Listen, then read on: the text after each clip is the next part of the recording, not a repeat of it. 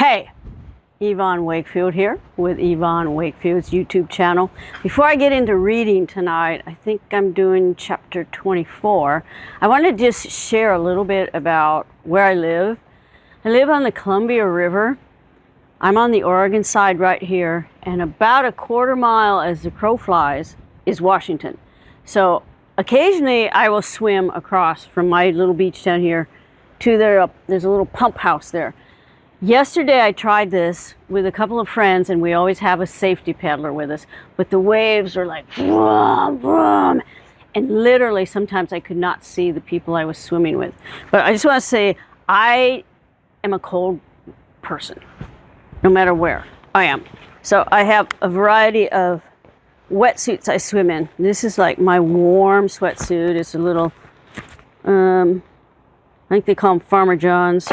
This is a little bit more, and this is the big baby I wore yesterday. It's got full arms and zip-ups, and I needed that because the current was so bad. It took me 10 minutes to get over there, and it took me over 25 minutes to get back because I got stuck in the current, and I actually had to have the safety paddler hang on to the stern of the kayak to pull me out of the current. But I just wanted to share this with you because it's such a unique perspective on the Columbia River. It's one of the really narrow little spots where you can literally swim from Oregon to Washington and back in less than half an hour. All right, we're going to see you inside where I'm going to start reading. All right, welcome back to my little couch. I should have invested in hairspray stock because the first time I moved here, first time I had an exhibition, I fixed all my hair to go out to this exhibition. And then I went out to my car and I went, this is what the Gorgeous swim is for, is its winds. Let me just see if my boys want to come up. Hey, we're back inside. I just talked a little bit about swimming across the Columbia River. The boys are up here licking their feet. Henry's asleep. So I'm going to read chapter 24 tonight. It's about 9 pages, and I just want to recap 23. Chapter 23 was called Progress Is as Progress Does. I talked about rising the ridgepole.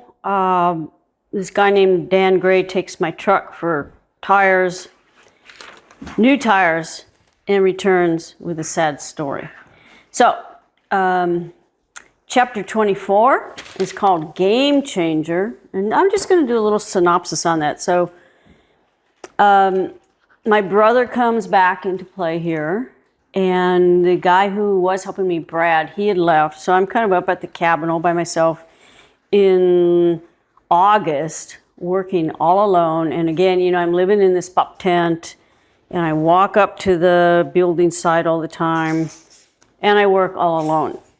Jim's coming up about twice a week. Jim, the guy who's helping me. So basically, I'm very alone. So, chapter 24, Game Changer. By mid-August, the cabin and porch roof are laid, and Jim teaches me how to tar paper. The roll is too heavy for me to haul all the way up, so I cut strips on the porch and carry each one to the roof and tack it down with my Stanley staple gun, all the time keeping steady with the pitch. I work barefoot, feeling a more sure purchase than I get working in boots. By late afternoon, the sun sears the black surface, and I lace on my boots to keep my feet from turning and burning. Except for Jim, I rarely talk to anybody until I go to town. This pattern repeats itself day after day I work. I bathe in the creek, I sleep shortly after sunset, and wake at dawn. I read, journal, drink Taster's Choice, and confide in a non-judgmental cat. I split wood, make fires, hammer, haul, wedge, and staple. Besides not having a period for nearly 4 months, there must be something wrong with me. Shouldn't I at least be lonely? Shouldn't I be engaging in sex, drugs, rock and roll? Then my brother shows up to answer these questions. I'm going to Minnesota. Want to come along? It is a Saturday afternoon. I am stapling the last tar paper strips onto the porch roof. In the coming week, I plan to search out a source for shakes. Shakes are what you put on top of the roof. And in my case, it was tamarack.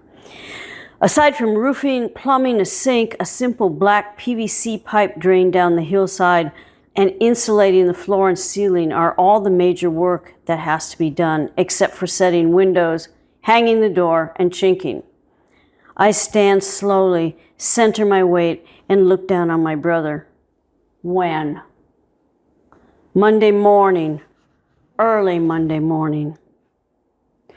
With only a rock foundation and some juniper logs to show for his summer's work, Mark was abandoning his goal to build a cabin. Even if he worked like a beaver every day, he'd never finish a structure before the first snowfall, let alone even one a beaver would find comfort in. Maybe because his building plan was unconsciously or not motivated by sibling rivalry, not simply creating a home, a resting, nesting place, he has not progressed beyond a few skinned trees. His little sister's backwoods development discouraging his own lack of progress. Mark says he will stay in Minnesota with a high school friend until he figures out what to do next. The fallen junipers he'll leave behind have no such options. My brother has changed over the last few months, dropping his hippie identity, cutting off his ponytail, and adopting a valley cowboy persona. He replaces far out with, yep, his Birkenstocks for steel-toed Tony Lama boots, sharp enough to skin a rattler. He has also acquired a growing fascination with guns. Instead of buying tools to build his cabin, he invests in pistols, rifles, and ammunition he learns how to reload. There is always a high-powered rifle and with scope cradled in a rack and a bottle of whiskey behind the seat in his dented truck. Coupled with pot, his new interests, it seems, have provided my brother with more satisfactory outlets than setting down roots. That evening, I drizzle Castile soap onto a pine cone I use to scrub tar from my feet. I pull a splinter from my palm using my teeth as tweezers since I haven't been able to locate the pair I used to pull the skin back over my knuckle. My hands are as conditioned as my feet, stained, calloused, and cut by work and just the simple acts of living in the woods. Manicures and pedicures are booked in the edges of porous rocks, buffing down what's left of my cracked cuticles, chipped fingers, and ragged toenails. Never one to dote on my looks or femininity, I see now myself rough around the edges and more at home in myself in the wild than packaged and polished back in the city. The soles of my feet are as tough as the soles of my moccasin. My soul has toughened too, in a good way, gaining strength by walking rutty roads and narrow trails and footpaths with elk droppings. Instead of investing in things in the city that would slowly kill me, I bought a raft of used tools and learned how to use them in a wilderness, healing me. When I set out in April, I figured I'd leave the cabin finished or not and return to Minneapolis in September to complete a second year of college. Since recovering from my little buck meltdown, that idea feels less comfortable than the coarse pine cones scraping my feet. I've changed over the last few months, dropping my little orphan Annie with an attitude identity and adopting a woodsy nymph persona. I've replaced the far-out notion of building a log cabin with the actual fortitude and follow-through required to manifest one. I throw the soapy cone into the campfire, then rinse my feet high above the creek bank so the Castile won't mix with the natural whitewater foam. Late summer sun casts shadows around my campsite. September will be here soon, and I calculate with the roof laid, I'm at a good stopping point. Thanks to my brother's invitation that afternoon, I decide it's time to go back to Minnesota and arrange my affairs. I've decided to winter it here. Beginning with the maple dining room set, I make a list of things I'll take from storage in the Midwest and bring back to fill my log cabin. Luann is outside with Sophie and Isaiah. They are sailing boats, pushing pieces of bark in and out of light pools, flashing between ponderosa pines' boughs. Jim is on the porch, mortising the rear. Normally, I don't make unexpected visits. Since neither of us has phones, this is the only way for me to tell Jim I'm leaving. "You damn thing," he says, placing his chisel on the floor. "And you expect me to take care of your damn cat?" I hand over Tamarack, who has been unexpectedly docile on the drive over, but now squirms in my arm. Jim takes the cat, walks over to his kids, and sits in the dirt. Sophie and Isaiah reach for Tamarack, settle in Jim's lap. "Care for some goat milk?" asks Luann. "Sure." I take a seat alongside Jim, cross my legs Indian style, and join in the petting fest. Tamarack has stretched out long in Jim's lap, and Sophie pokes a finger into his furry belly. "Careful. This is a cat, not a goat. It might scratch back." Sophie withdraws behind her little brother, and Tamarack remains elastic and unperturbed across Jim's legs. Luann returns with a jar of fresh goat milk pulled from an earthen cellar and fills 5 mugs. She sets them down on the shores of bark boat legs, fills the mugs, and hands them out one by one. Jim offers a first sip to Tamarack, who laps it greedily, making up for all the milk he has never had before. I leave Tamarack with a sack of dry cat food and Jim with a check to cover the last and the next week's worth of work, plus any supplies he may need while I'm gone. See you in about a week. I get into the passenger side of the tank, slide over, lean out of the window, and please take good care of my cat.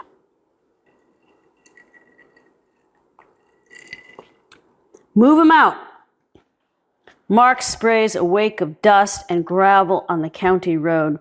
We are not even halfway to Prairie City when he gets his first speeding ticket on Monday morning for going 72 in a 55-mile-an-hour zone.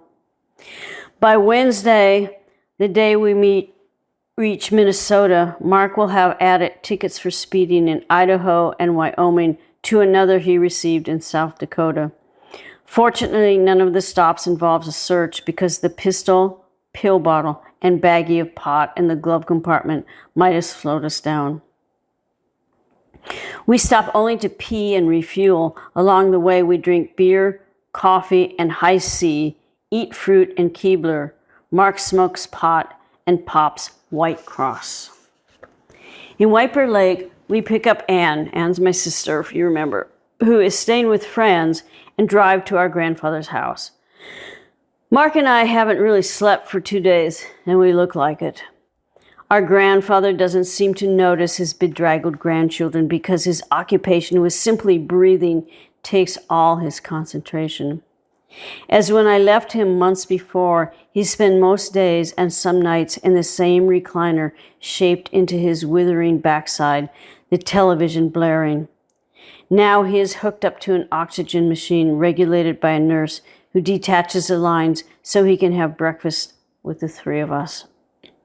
Grandpa grunts and huffs into the kitchen, turns on the gas flame under a greasy cast iron fry pan, and then tosses in an inch-thick slabs of salt pork. "How many eggs you want?" Mark says 2. Anne says 1. I say none. When the salt pork slabs have withered and in their wake left a lake of fat, my grandfather forks the crispy chunks onto a plate, then cracks 6 eggs into the pan. They bubble and bob like jellyfish. When the albumin browns, he ladles out each egg, puts 3 onto his plate, 2 onto Mark's, and 1 onto Anne's. In the same grease, he ladles batter. Wheezing and humphing, he settles in a kitchen chair as worn as his recliner and dips salt pork into the yolk.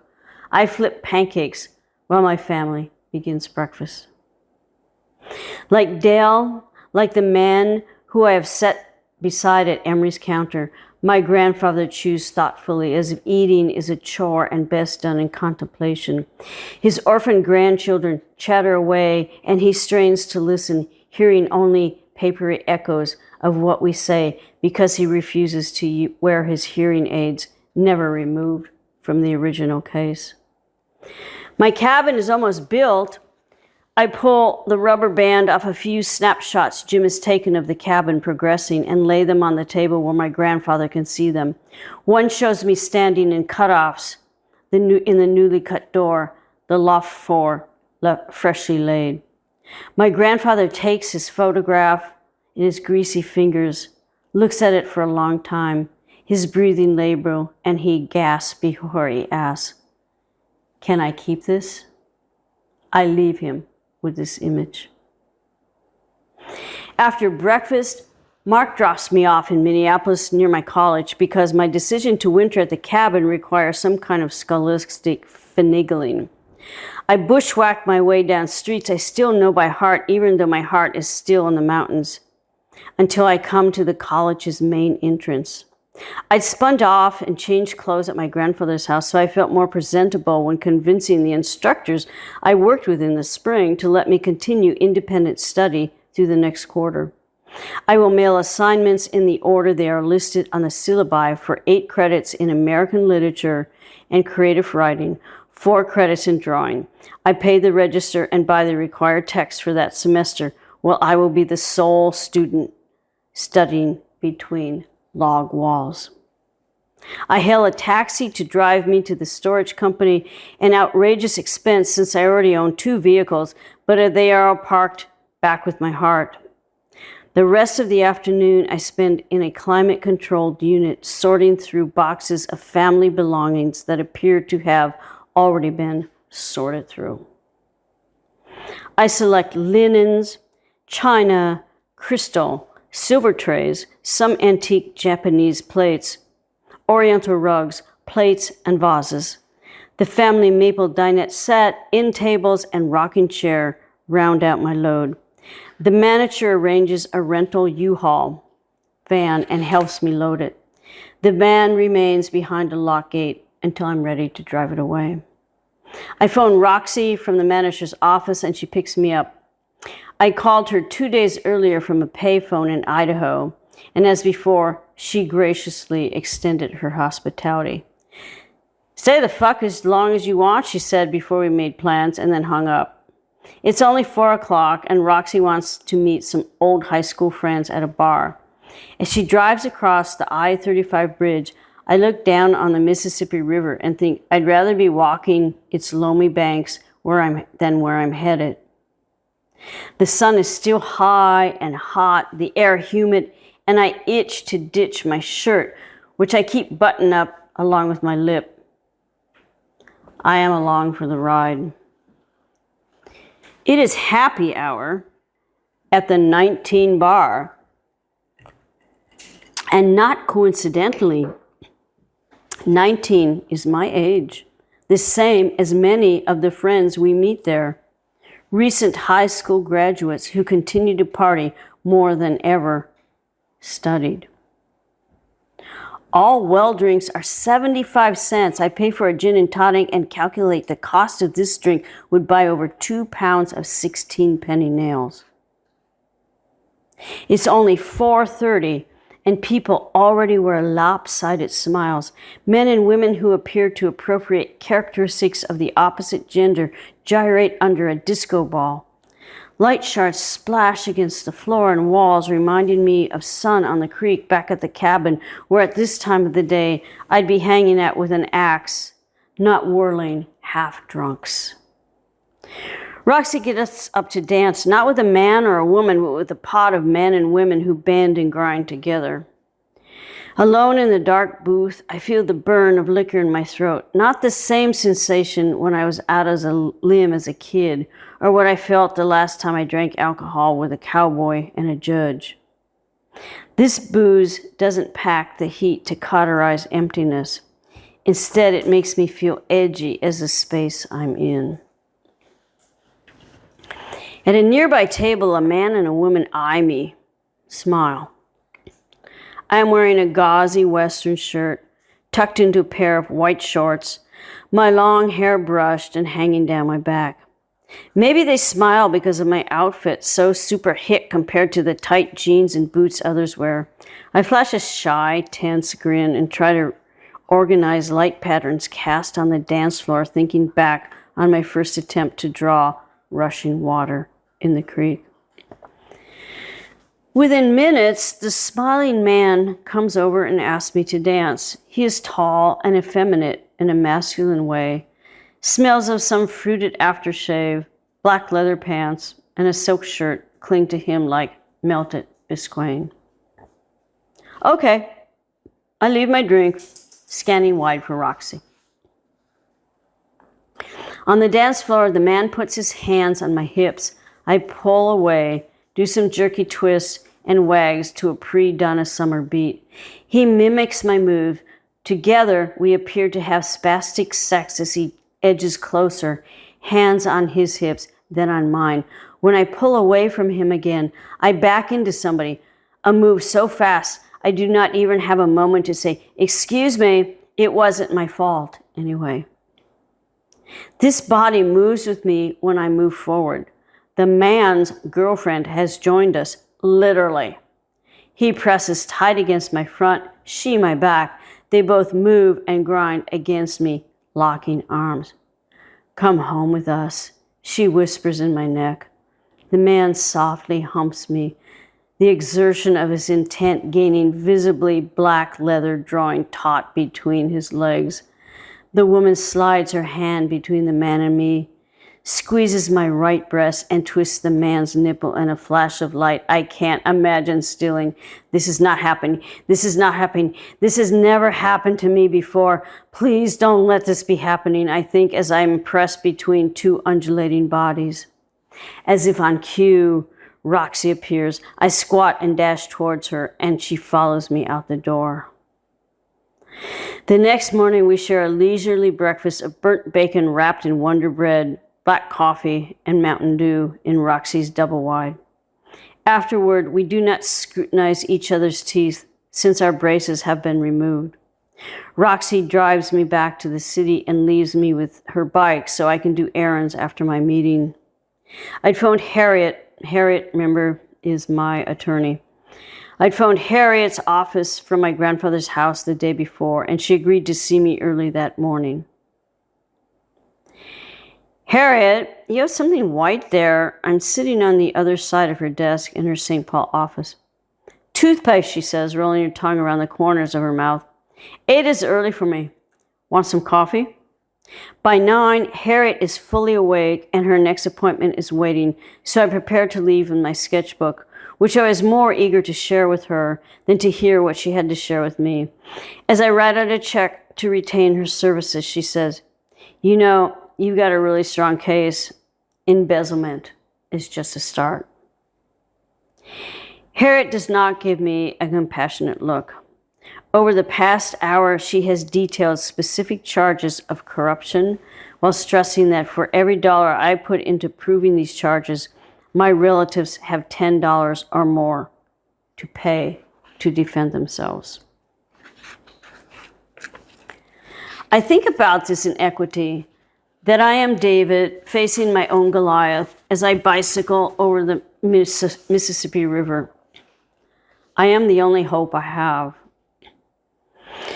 Late that afternoon, Roxy meets me at Loring Park, then drives me to my grandfather's and waits in the car, smoking to the tune of an 8-track recordings I know by heart, songs about people with marshmallow wheels, tragic days, and tranquilizer pills.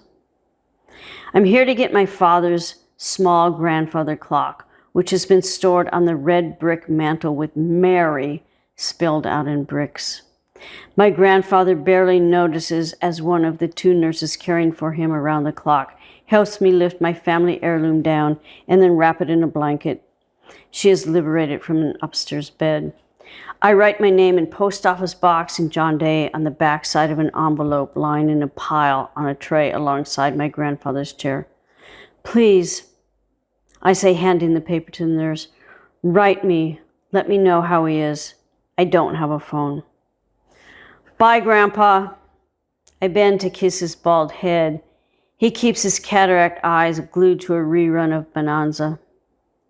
Oxygen tubes in his nostril, he burbles and puffs like a fish out of water. I hug him goodbye and take away his old man smell. With the grandfather clock safely packed in the U-Haul, I'm anxious to get back to the cabin, but decide to wait a day, relax, take in a museum, shop for used art books. Late the next afternoon, I'm pedaling Roxy's Bowered bike past Loring Park. It is a day pack filled with newly purchased used art books when my tire on the bike goes flat. A cyclist passes me, turns around, and stops. You need help? He asks, looking down from the bike he straddles as I pinch the limp tire. I look up into a face that sings, on the day that you showed up, the angels got together. I postponed my drive back to the cabin so this blonde-haired, blue-eyed stranger and I can explore each other, hook, line, and sinker. His name is John, a university graduate engineer. I extend my Minnesota stay 3 more days. Since Jim doesn't have a phone, there's no way of letting him know my delay. I'd left him with a full bag of Friskies, so I knew Tamarack would be okay. I feel guilty playing around in the city when I should be working in the wilderness, but decide to take this time to explore me. I borrow a white dress from my friend and put it on backward, the scoop showing off a little cleavage instead of a sun-browned chicken wings, and wear it to Guthrie Theater's premiere of Mother Courage, where John is taking me the 3rd night of our whirlwind courtship. I look like a piece of half-wrapped chocolate in my back, with my back and breasts bronzed all by those summer days working half naked.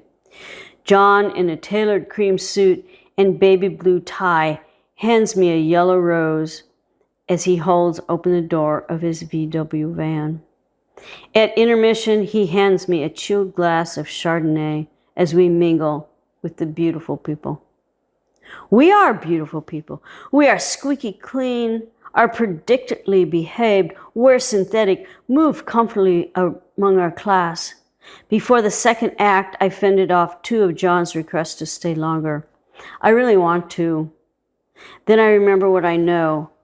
I'm not ready for what this could become. A commitment, security, babies, the husband always home late for work, early to his Saturday tea time, the split rambler house with forced air heat, carpeting, a putting green perfect lawn, and no time for me to paint or write. A life of unrealized potential which I know I would justify in the bottle and the bottom of some type of bottle. In the end, I succumb just a bit.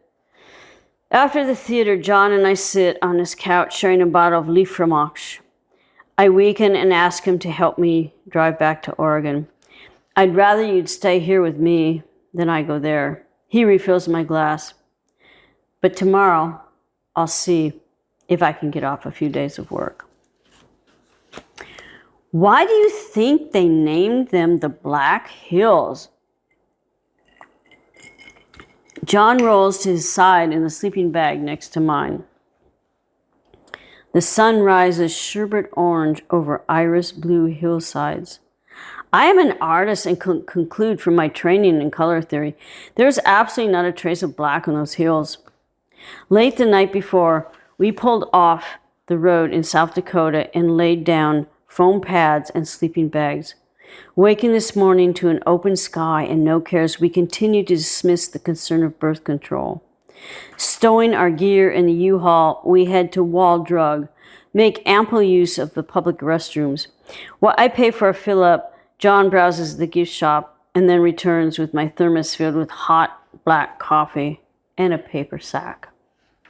During a pit stop in Lusk, Wyoming, John buys half a gallon of chocolate ice cream and a pint of brandy from a convenience store. "Happy anniversary," he says, handing me 2 brown paper sacks, and then goes to the back of the van. He returns with another sack. Inside is a clear glass pitcher with Wall Drugstore since 1931, printed in an arch in red. John dumps the entire carton of ice cream and bottle into the pitcher. Zipping along the isolated highways, we nurse the bastardized Brandy Alexander and a growing bond. It is dark when we arrive at the judge's meadow. I park the U-Haul next to the Gremlin, and we throw our packs and some groceries into Tank's bed. By flashlight at the campsite, I show John the pit toilet and the creek. Once I've kindled and stoked a raging fire, the site returns to life. Bedded down in the tent, we make love. John ejaculates into a Kleenex and tosses it into the embers smoldering in the fire pit. In the morning, my camp seems even emptier with the presence of another.